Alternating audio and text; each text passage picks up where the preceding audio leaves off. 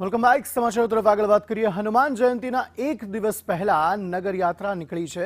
અમદાવાદના કેમ્પ હનુમાનથી આ નગરયાત્રા કાઢવામાં આવી છે. મુખ્યમંત્રી ભૂપેન્દ્ર પટેલે આ નગરયાત્રાનો પ્રારંભ કરાવ્યો છે.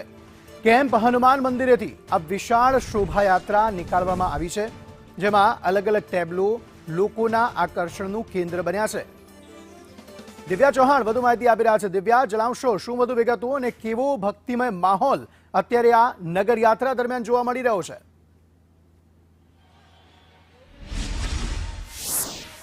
અમદાવાદનું હાટ સમાન જે હનુમાનજીનું મંદિર છે, કેમ્પ હનુમાન કહેવામાં આવતું હોય છે, અને એ જ કેમ્પ હનુમાનની આજે શોભાયાત્રા નીકળી રહી છે. સીધા જે દ્રશ્ય અહીંયા જોવા મળી રહ્યા છે કે વિવિધ ટેબલો છે તે આકર્ષકનું કેન્દ્ર બન્યા છે.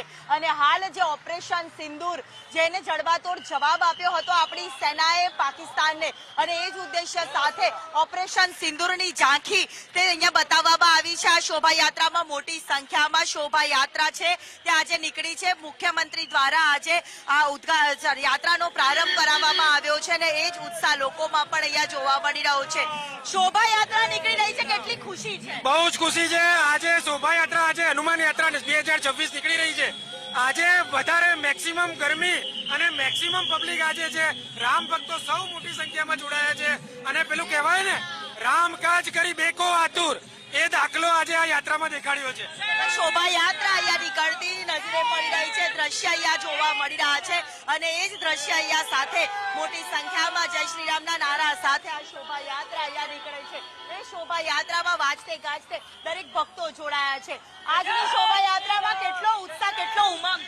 જય શ્રી રામ, જય શ્રી રામના નારા સાથે શોભાયાત્રા અહીંયા નીકળી છે, અને એ જ ઉદ્દેશ્ય સાથે અહીંયા જય શ્રી રામના નારા સાથે ભગવાનનો આજે શોભાયાત્રા, કેટલો ઉત્સાહ છે! અરે બહુ ઉત્સાહ છે. આ ઉત્સાહ અમે રાહ જોતા હોઈએ છીએ.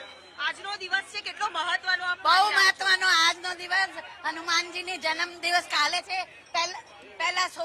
એક દિવસ પહેલા શોભાયાત્રા નીકળે છે, એમાં બહુ જ આનંદ આવે છે. બધા શોભાયાત્રાનો ભક્તોનો અનેરો મહિમા, કેટલી ખુશી હોય છે! બહુ અંદર કોઈ વાત નથી ભક્તોની.